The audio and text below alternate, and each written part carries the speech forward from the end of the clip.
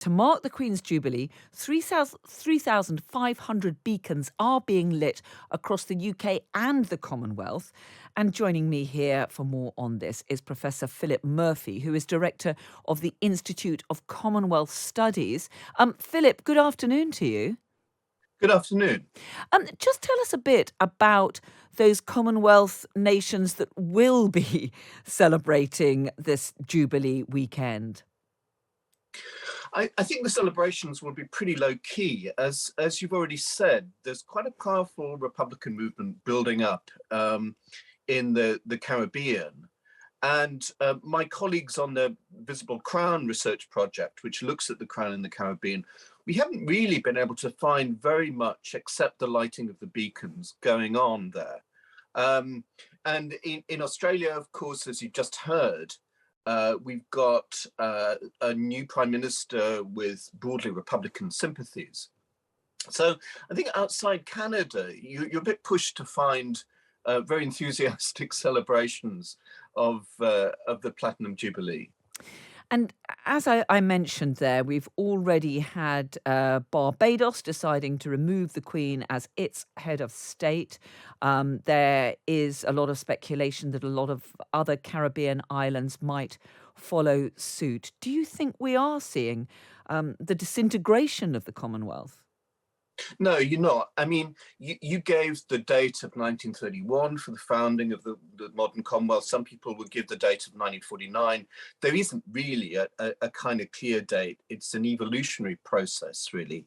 But what happens in 1949 is that India is allowed to remain in the Commonwealth as a republic. And since that point, more and more countries have joined either as republics on independence or become republics, but have remained in the Commonwealth, so that now the majority of Commonwealth states are republics. And indeed, yeah. No, I was just going to say that those countries that are getting rid of the Queen as their head of state, what is driving that? Is it this sense of perhaps shaking off their colonial past? I think you could turn your question on its head and say what's kept this system afloat for so long?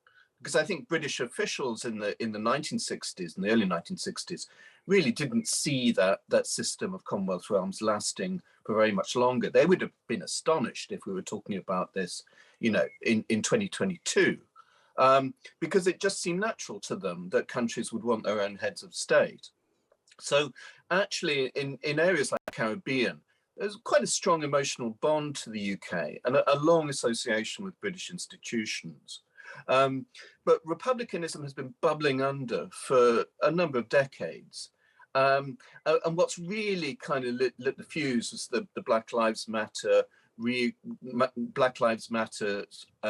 movement reigniting in the United States in 2020 after the death of George Floyd. Barbados becoming a republic in November last year. And now the impetus is really on Commonwealth and Caribbean Commonwealth leaders to, in a sense, put their money where their mouth is and do something about becoming republics. I was just going to ask you, how important is the Queen herself as head of the Commonwealth, as she's been for so long, and whether in future, when the Queen is no longer with us, whether how much that will change the views of those countries in the Commonwealth? It's an interesting question, and the Queen has really created the role of head of the Commonwealth. I mean, the title was invented in 1949. As I said, really to allow India to remain in the Commonwealth as a republic while recognizing the then King George VI in some vague sense. But no thought was ever really given to what that role meant. And the Queen has made it something by visiting almost all of the countries of the Commonwealth through her messages to the Commonwealth on Christmas Day, on Commonwealth Day, on supporting the Commonwealth Day service and the Abbey, supporting the Commonwealth Games. So she's really turned it into something significant. And it's her big international issue. And it was difficult for Prince Charles, really, because the Queen was so heavily identified with the Commonwealth that in a way, he had to carve out his own profile, his own causes, which were largely domestic causes. But in recent years, as the Queen has cut down on her long-haul travel, he's taken an increasingly prominent role in Commonwealth affairs. So instead of there being some massive shock when the Queen dies, she is in effect gradually phasing herself out, and Prince Charles is coming more into the picture.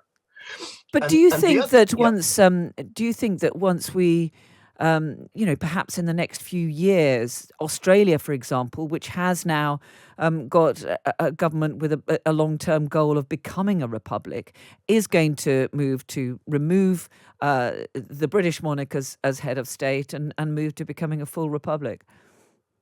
yeah, but as your previous speaker said, don't hold your breath, because governments at the moment have an awful lot else on their plates, and Australian governments tend to lose referenda, so it would be a bit of a gamble. It's quite a high bar. They need an overall numerical majority, not just in the country as a whole, but in the majority of Australian states. And the problem the last time they held a referendum in 1999 was, of course, that although there was probably a majority in favour of republic as a principle, voters didn't like the form of republic which was on offer. And that's Okay. always the difficulty. Yeah. Professor Philip Murphy, Director of the Institute of Commonwealth Studies. Great to talk to you. Thank you very much indeed.